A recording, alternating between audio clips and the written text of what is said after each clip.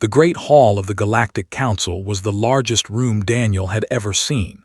It stretched for nearly a mile in every direction, with seats rising up into the darkness like mountains made of stone and metal.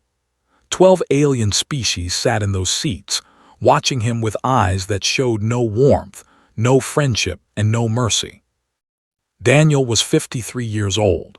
He had gray hair at his temples and lines on his face from years of hard work. He had been a soldier once, fighting in the wars that had united Earth. Then he had become a diplomat, spending 20 years trying to build peace between humanity and the alien races of the galaxy. He had learned their languages. He had eaten their food.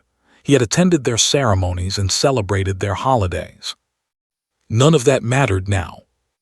High Arbiter rose from his throne at the center of the chamber. He was ancient, perhaps 10,000 years old, his body thin and gray like dried wood. His eyes glowed with a soft blue light that made Daniel think of deep water and cold places. "Humanity," said, and his voice filled the entire hall without effort. "You stand before this council to receive judgment." Daniel did not move. He stood at the small podium reserved for lesser species, the ones who had not yet earned the right to sit with the great civilizations. Humanity had been in space for only 200 years. To these beings, that was nothing. That was yesterday. "You have expanded beyond your assigned boundaries," continued. "You have colonized worlds that were reserved for other purposes. You have bred at rates that exceed acceptable limits. You have developed weapons that threaten the stability of this galaxy." Daniel listened carefully. He had expected something like this. For years, he had heard whispers in the halls of the council. The other species were afraid of humanity. They did not understand how humans could grow so fast, learn so quickly, adapt to so many different worlds. "Therefore," said, "this council has decided the following. Humanity will dismantle its military fleet. Humanity will abandon all colonies beyond the Sol system. Humanity will submit to permanent observation and control by Council forces. You have 30 standard rotations to comply." The hall was silent. Daniel could feel the eyes of 1,000,000 beings watching him through cameras and sensors. This moment would be broadcast across the galaxy. Every human in existence would see what happened next. "And if we refuse?" Daniel asked. His voice was calm and steady. Tilted his head slightly. "Then humanity will be removed from the galaxy. Your worlds will be burned. Your people will be scattered. Your civilization will become a memory, and then not even that." Daniel nodded slowly. He had known this was coming. The reports from intelligence had warned him. The pattern was clear in the history books that humans had studied so carefully. The Galactic Council did not tolerate competition. Any species that grew too strong, too fast, too capable was destroyed before it could become a threat. "May I speak?" Daniel asked. "You may." Daniel looked around the chamber. He saw the delegation, tall creatures with sharp mandibles and compound eyes that reflected the light like mirrors. He saw the reptilian beings covered in scales of green and gold. He saw the methane breathers in their sealed chambers, and the silicon mines in their crystalline bodies, and though with their pale skin and large black eyes. "I have spent 20 years among you," Daniel said. "I have tried to understand your ways. I have tried to show you that humanity is not a threat. We came to the stars looking for friends. We came looking for knowledge and trade and partnership." He paused, letting his words settle in the vast space. "We found fear instead. We found suspicion. We found a galaxy that looks at anything new and sees only danger." The delegate made a clicking sound with his mandibles. "You see only what you want to see, human. We have watched your species. We know what you are capable of. Your history is written in blood and fire. Your people have spent thousands of years killing each other. Now you reach for the stars and you expect us to believe you come in peace." "We do not expect anything," Daniel replied. "We hoped. There is a difference." "Hope is for children," they said. "This council deals in reality, and the reality is that humanity is a danger to galactic civilization. You must be contained or destroyed. There is no other option." Daniel was quiet for a long moment. He thought about his daughter Lisa, who lived on Earth with her husband and young son. He thought about the colonies where farmers grew wheat under an orange sun. He thought about the space stations and the ships and the millions of humans who had built new lives among the stars. They were all in danger now, every single one of them. "I will take your terms to the Terran Parliament," Daniel said finally. "They will give you an answer within your deadline." "Good," said. "We trust that humanity will make the wise choice." Daniel turned to leave. He walked toward the great doors at the far end of the chamber, his footsteps echoing in the silence. He could feel the weight of alien eyes on his back, watching, waiting, expecting him to break. He did not break. At the door he stopped. He did not turn around. "High Arbiter," he said, "I want to ask you something." "Speak." "In all your 10,000 years of life, have you ever been wrong about something?" There was no answer. The silence stretched on and on. "I only ask," Daniel continued, "because I think you are making a mistake. Not a small mistake. Not a mistake that can be fixed with apologies and negotiations. I think you are making the kind of mistake that changes the course of history." "You speak boldly for a representative of a doomed species," said. "Perhaps," Daniel agreed. "Or perhaps I speak boldly because I know something you do not." "And what is that?" Daniel finally turned around. He looked at the ancient being on the throne and he smiled. It was not a happy smile. It was the smile of a man who had hoped for peace and now saw that war was coming. "You have given us 30 days, Daniel said. "You think that is not enough time for us to do anything. You think we will spend those 30 days begging and pleading and trying to negotiate. You think we will come back here on our knees, ready to surrender." He shook his head. "You do not know humanity at all. 30 days is enough time for us to do many things. And when those 30 days are over, you will learn why our history is written in blood and fire. You will learn that the same species that spent thousands of years fighting itself is also the species that never, ever gives up." He turned back to the door. "Enjoy your certainty while it lasts, High Arbiter. It will not last long." And then he walked out of the chamber, leaving the Galactic Council in stunned silence. The message reached Earth 3 hours later. By the time Daniel's ship landed in New York, the Terran Parliament had already begun emergency sessions. Factories that had been dormant for decades powered up. Shipyards that had been building cargo vessels quietly switched to warships. Soldiers who had retired years ago answered calls from old commanders. Humanity had 30 days, and they intended to use every single second. Fleet Admiral Cole stood on the bridge of the TES Defiance and watched the enemy gather. The holographic display in front of her showed 2,000 alien warships, arranged in perfect formation, waiting at the edge of Terran space. They were beautiful in a terrible way, like a storm cloud before it released its lightning. Was 61 years old. Her hair was gray and cut short, and her face was hard from decades of service. She had fought in the colonial wars when she was young. She had commanded ships during the pirate campaigns. She had buried friends and lost crews and made decisions that still kept her awake at night. But she had never faced anything like this. "Admiral," her communications officer said, "the Council fleet is sending a message." "Put it through." The face of Admiral L appeared on the main screen. He was one of the reptilian species that had dominated the galaxy for millions of years. His scales were dark green, almost black, and his eyes were yellow with vertical pupils. He looked at the way a person might look at an insect. "Human Commander," L said, "you have brought 100 ships to face 2,000. This is either very brave or very stupid. I cannot decide which." Did not react to the insult. She had expected it.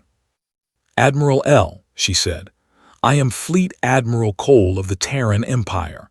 I am here to deliver humanity's response to the Galactic Council's ultimatum." Elle made a sound that might have been a laugh. There is nothing to deliver, human. Your only choice is surrender. Give up your ships, return to your home system, and accept council control. If you do this, your people will be allowed to live. If you do not, we will destroy you here and then burn every human world until nothing remains. That is a generous offer, said calmly, but I am afraid we must decline. Then you choose death. No, said, we choose something else entirely. She nodded to her tactical officer, Lieutenant Commander Brooks. He was young, only 32, but he was the best tactical mind in the fleet. His fingers moved across his console, and suddenly the holographic display changed. All across Terran space, hidden ships began to power up. They had been waiting in asteroid fields and in the shadows of gas giants. They had been disguised as cargo vessels and mining platforms. They had been building in secret shipyards on the dark sides of moons, where no alien sensor could find them. 1,000 ships, then 2,000, then 3,000. El's yellow eyes widened. His scales seemed to grow pale. This is impossible, he whispered. Is it? Asked. You gave us 30 days, Admiral. Did you think we would spend that time crying and begging? Did you think we would just accept our death? Our intelligence told us you had only 500 combat vessels, El said. This cannot be real. Your intelligence told you what we wanted you to see, replied. For 50 years, humanity has been preparing for this moment. We studied your tactics. We learned your weaknesses. We built our fleet in places you would never think to look. We hoped we would never need to use it. You have proven that hope was foolish. The Terran fleet continued to assemble. Ships emerged from hiding places across a dozen star systems, jumping through space to gather at the border. Destroyers and cruisers and carriers and battleships, all of them built by human hands, all of them crewed by human sailors who knew what was at stake. You still cannot win, El said, but his voice had lost its confidence. Even with these numbers, the Council has more ships, we have more resources, we have more experience. Perhaps, admitted, but there is something you do not have. And what is that? Leaned forward in her chair. Her eyes were hard as stone. You do not have anything to fight for. Your species conquered the galaxy so long ago that you have forgotten what it means to struggle. You have forgotten what it means to face extinction and refuse to accept it. You send your fleets to war like you are playing a game, because you have never truly faced an enemy that could hurt you. She paused. Humanity is different. We have been fighting for survival since we first walked on 2 legs. We fought ice ages and famines and plagues. We fought each other for thousands of years, learning every trick of war, every strategy, every way to turn weakness into strength. And now we will fight you. You will lose, Elle insisted. Maybe, said. But if we lose, we will make you pay a price so terrible that you will still be counting the dead. Every world you take from us will cost you 10 ships. Every system you occupy will rebel until you grind it to dust. We will never stop fighting. We will never surrender. We will make this war so painful that even if you win, you will wish you had never started it. The bridge was silent. Every officer, every crew member was watching the confrontation between their admiral and the enemy commander. Stood up from her chair. The Terran Parliament has authorized me to deliver the following message to the Galactic Council. Humanity rejects your ultimatum. We reject your authority over our species. We reject the idea that any civilization, no matter how old or powerful, has the right to decide whether another species lives or dies. She took a deep breath. You have 1 hour to withdraw your fleet from Terran space. If you do not withdraw, we will attack. And once we start, we will not stop until one of us is destroyed. Al stared at her for a long moment. Then his face disappeared from the screen. Admiral Brooks said quietly, "They are holding position. They are not withdrawing." "I did not expect them to," replied. She sat back down in her chair. "Signal all ships, prepare for combat." The next hour passed slowly. used the time to review the battle plans one more time. She knew that the Council fleet was powerful, but she also knew its weaknesses.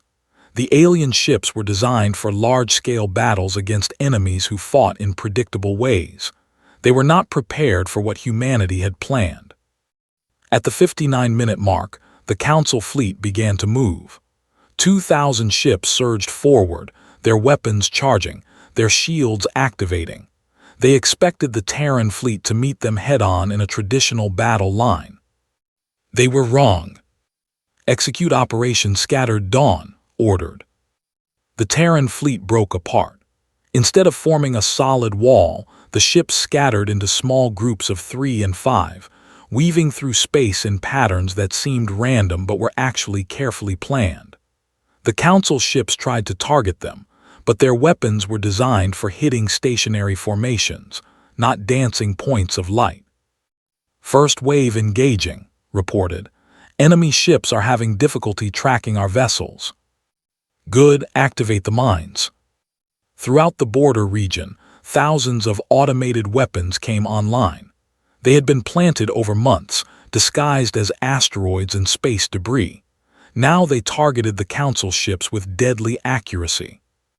Explosions bloomed across the holographic display. Council ships died by the dozens, then by the hundreds. "They are regrouping," said, attempting to form a defensive formation. "Signal Captain Gray on the TES Shadow," said. "Tell him to begin Phase 2. Behind the Council fleet, where no enemy should have been, a squadron of Terran stealth ships. They had slipped through the lines hours earlier, invisible to alien sensors, waiting for this moment. Now they struck at the Council's supply ships and command vessels, crippling the enemy from within. The battle of the border had begun, and humanity was winning. Watched the chaos unfold on her display. She felt no joy, only grim satisfaction. This was just the beginning. The war would be long and terrible. Many good people would die, but at least now the galaxy knew the truth. Humanity would not go quietly into the dark. Commander Benjamin Torres had been awake for 36 hours. His eyes burned from staring at tactical displays and his body ached from sitting in his command chair. But he could not rest. Not now. Not when the enemy was coming. Gate was the most important location in Terran space. It was an ancient jump point, a place where ships could travel across thousands of light years in seconds. Whoever controlled the gate controlled access to human worlds. If the Council took it, they could strike at Earth itself. Ben was 45 years old, a career officer who had spent his whole life in the Navy. He had grown up on Mars in a small mining colony where the air always smelled like dust and metal.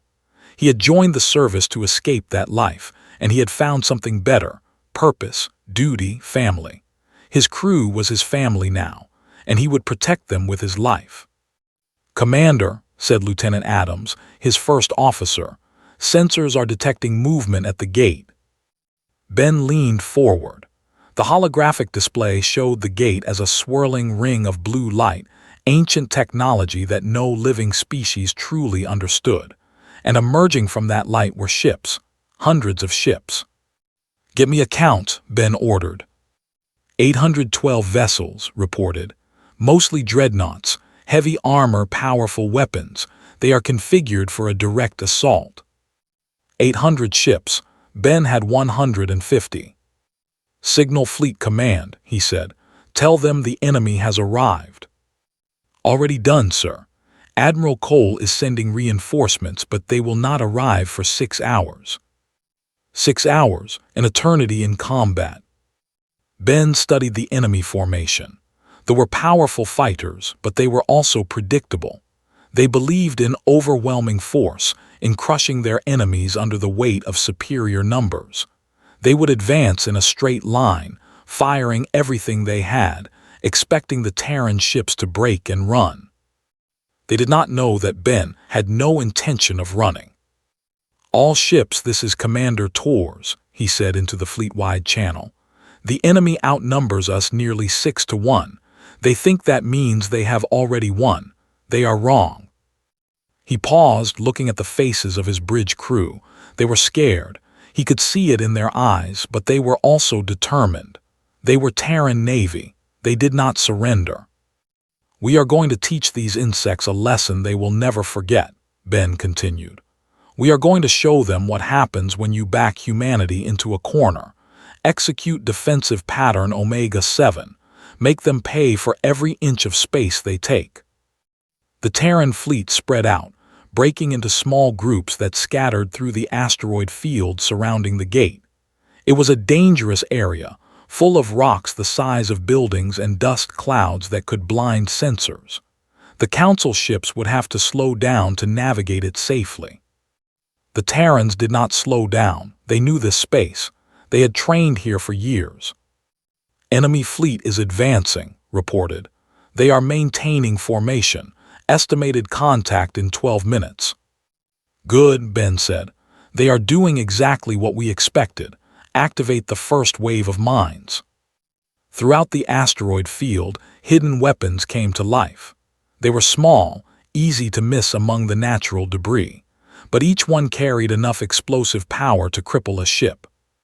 The first dreadnought hit a mine and broke apart in a flash of light, then another, then a dozen. 23 enemy ships destroyed, said. "They are slowing down trying to detect the mines." "That will take time," Ben replied. "Time we can use. Signal all attack groups. Begin harassment runs." Small squadrons of Terran destroyers darted out from behind asteroids, firing quick volleys before disappearing again. They were too fast and too small for them to track effectively. Each attack did only a little damage, but the damage added up. The enemy formation began to break apart.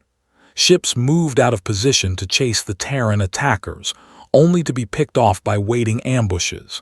Other ships hung back, afraid of the mines, creating gaps in the line. "They are confused," observed.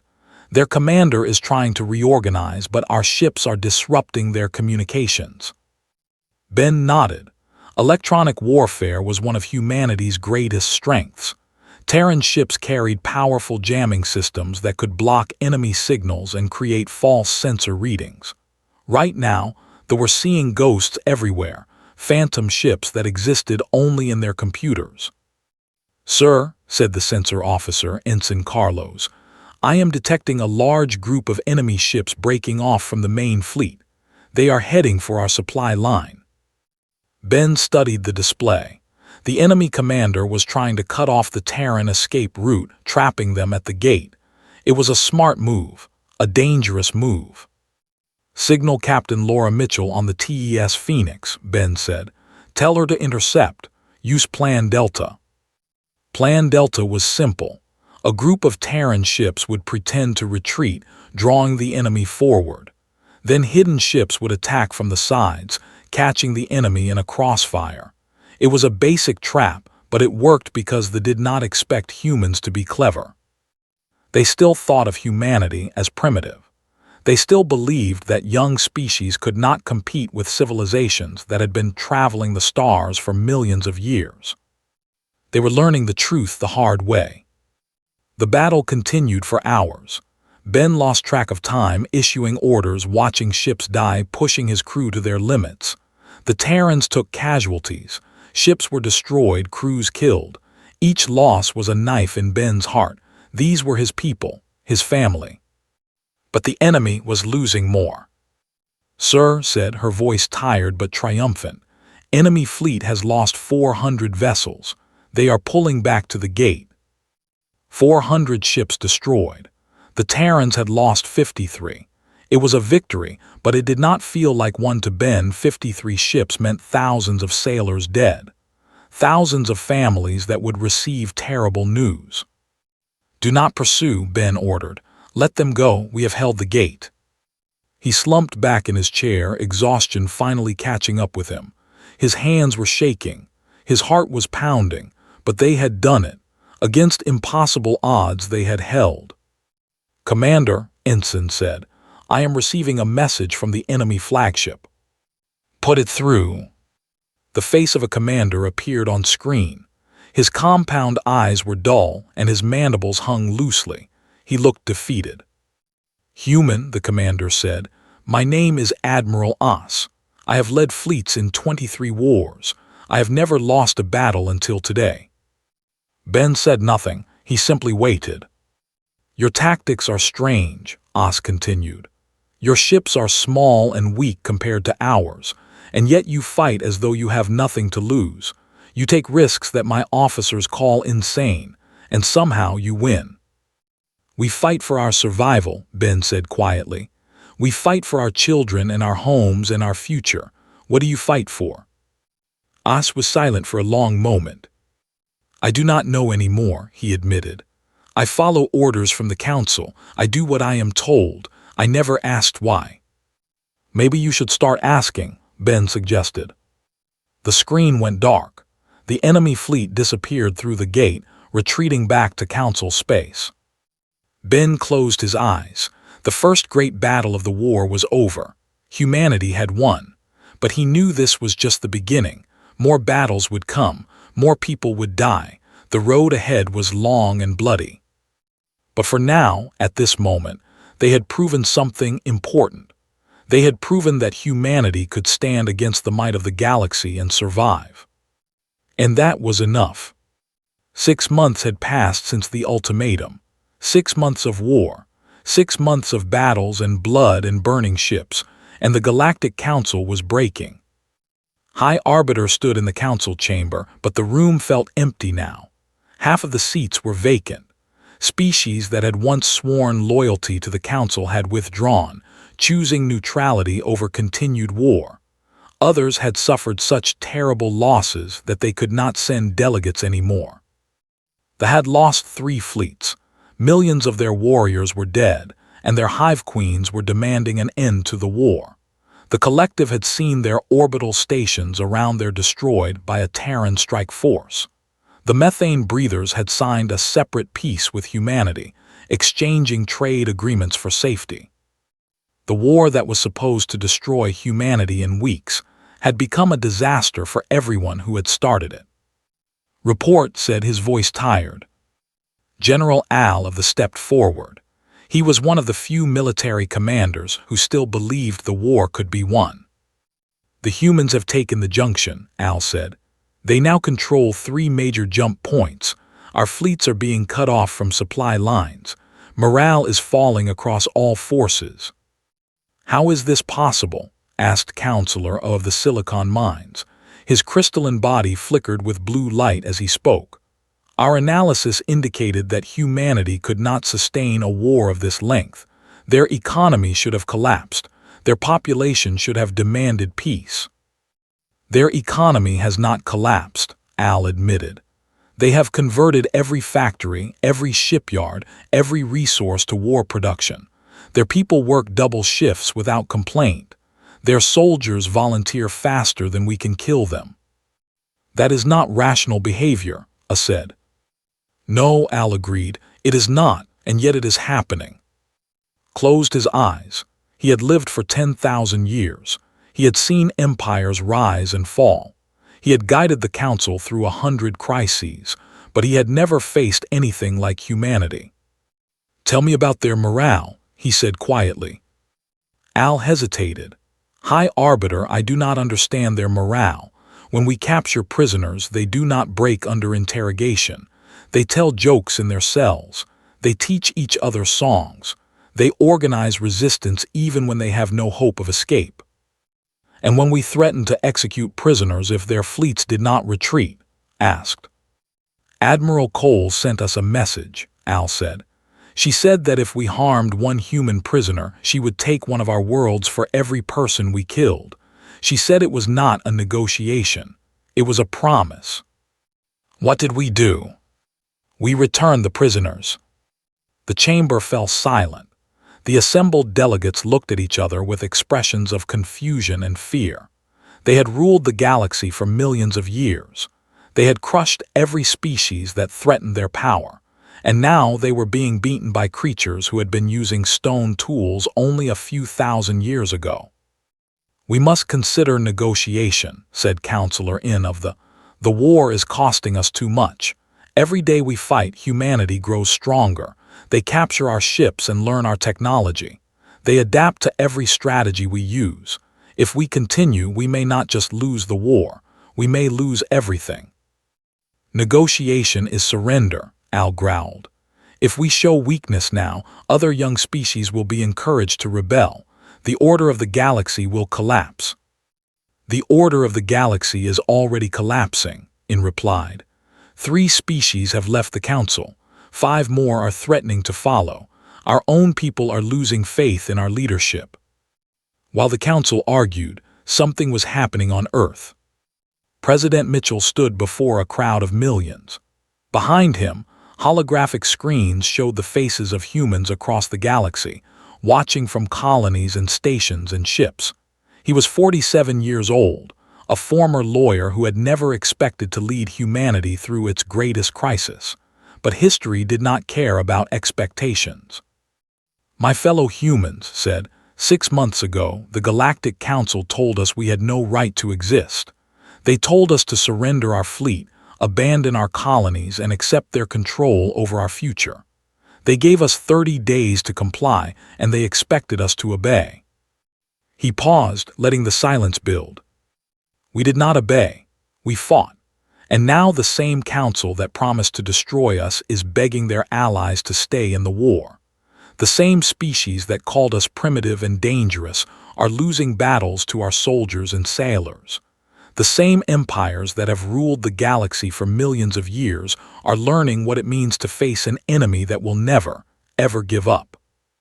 Cheers erupted from the crowd. On ships and stations across human space, people shouted and clapped and embraced each other.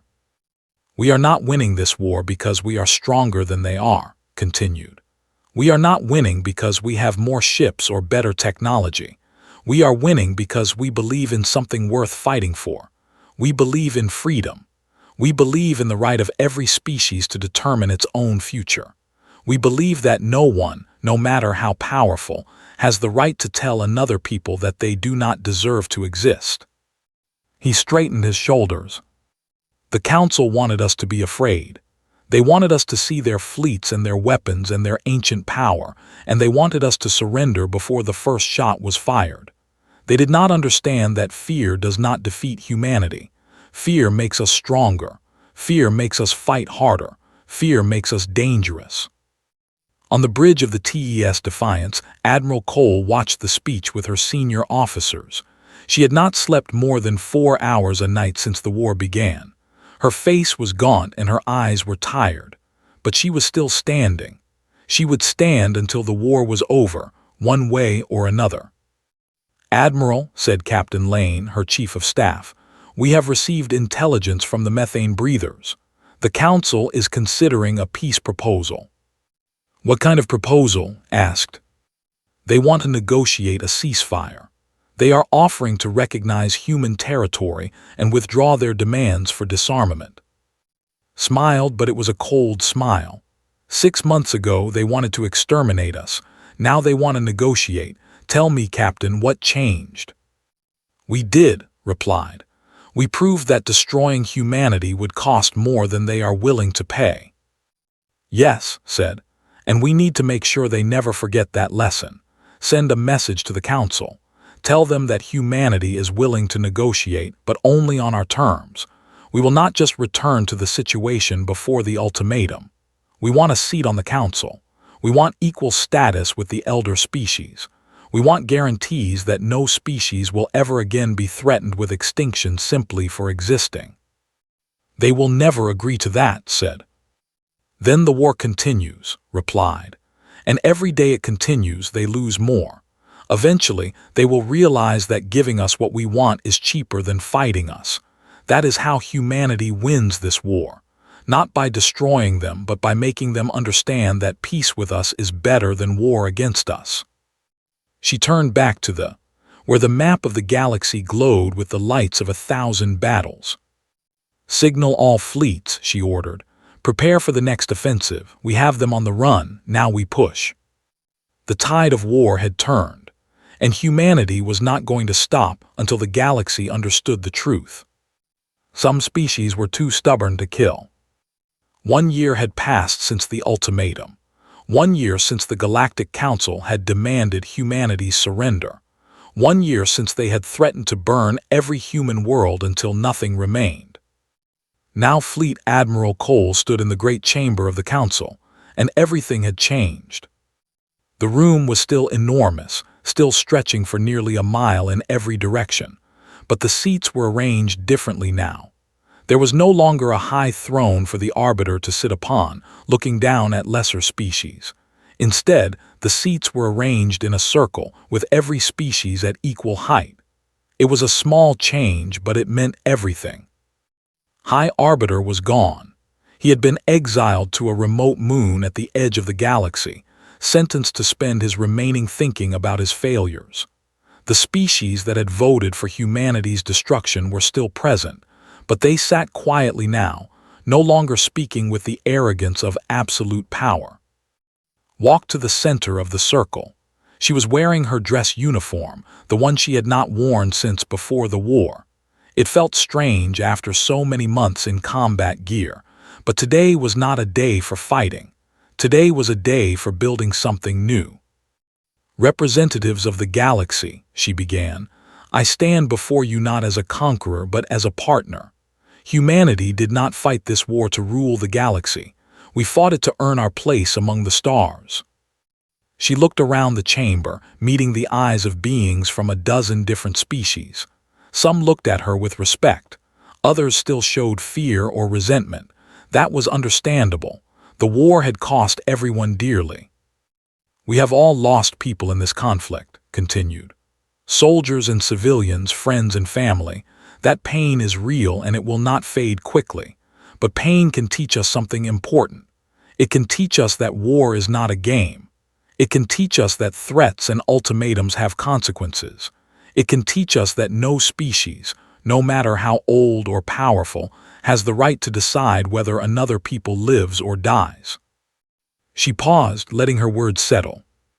The old council was built on fear. The elder species controlled the galaxy because everyone was afraid to challenge them.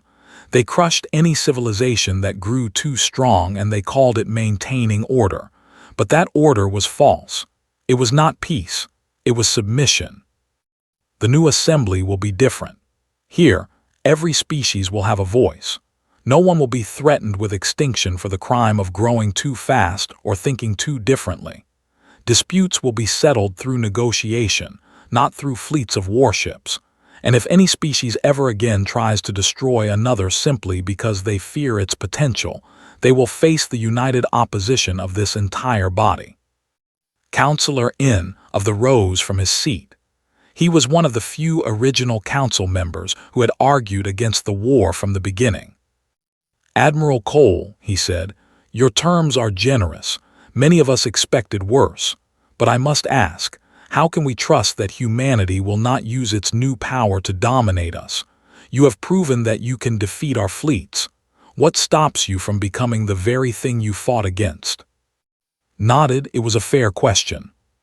Nothing stops us except our own choice, she admitted. Humanity has the power to try to conquer the galaxy. I will not pretend otherwise, but power without wisdom is just destruction. We did not fight this war to replace one tyranny with another. We fought it because we believed in something better. She looked directly at In. The truth is, we need you. Humanity is young. We have energy and determination, but we lack experience. We have been traveling the stars for only 2 centuries. You have been here for millions of years. You have knowledge and wisdom that we cannot match. If we tried to rule the galaxy alone, we would make terrible mistakes. We would hurt people without meaning to. We would become the monsters we feared. So instead of conquest, we choose partnership. We will share our energy with your wisdom. We will learn from your history while you benefit from our innovation. We will build something together that neither of us could build alone. That is the future humanity wants. Not domination, but cooperation. In the gallery above the chamber, Ambassador Daniel watched with tears in his eyes. He had aged in the past year. His hair was almost entirely gray now, and the lines on his face had deepened. But he was smiling. Beside him sat his daughter Lisa and her young son, the boy who had been learning to walk when the ultimatum was issued. He was running now, chasing his dreams under alien stars. He did not understand the importance of what was happening below. He was too young for politics and treaties, but one day he would understand. One day he would read about this moment in history books. "Grandpa," the boy said, tugging at Daniel's sleeve, "why is everyone so serious?" Daniel picked up his grandson and held him close. "Because today is an important day," he said. "Today we are making sure that you and your children can live in a galaxy where everyone is free, where no one has to be afraid just because they are different, where humanity and all the other species can work together and explore the stars and find wonderful things." "Is that why Ant is talking to all the aliens?" Daniel laughed.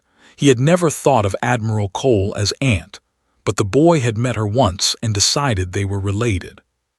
"Yes," Daniel said, "that is exactly why." Below was finishing her address. "I want to make a promise to everyone in this chamber," she said. "Humanity will never forget the lessons of this war. We will never forget what it feels like to be threatened with extinction. And because we remember, we will fight to make sure no one else ever has to feel that way." She straightened, her voice ringing through the chamber. "We are the Terran Empire. We have earned our place among the stars. We will defend that place and the rights of every species to seek their own destiny for as long as our civilization endures. This is not a threat. It is a promise, and humanity always keeps its promises." The chamber was silent for a long moment. Then slowly the representatives began to stand. First the methane breathers who had been the first to make peace with humanity. Then the who had lost so much but had also learned so much. Then others, one by one, rising to their feet. It was not applause. These species did not clap like humans did, but it was acknowledgement, it was acceptance, it was the beginning of something new. Looked up at the gallery and found Daniel's face in the crowd. She nodded to him just slightly. He nodded back. They had both worked for this moment in different ways. They had both sacrificed for it, and now it was real. The Galactic Council was dead. In its place, a new assembly was being born. An assembly where humanity stood as an equal, where young species had the same rights as old ones, where the future was open to anyone willing to work for it. The war was over. The real work was just beginning. In the years to come, there would be challenges. Old hatreds would not disappear overnight. Some species would struggle to accept the new order. There would be conflicts and disagreements and difficult negotiations. But humanity had proven something important. They had proven that courage and determination could overcome any obstacle. They had proven that a species did not need to be old or powerful to deserve respect. They had proven that the galaxy belonged to everyone willing to fight for their place in it.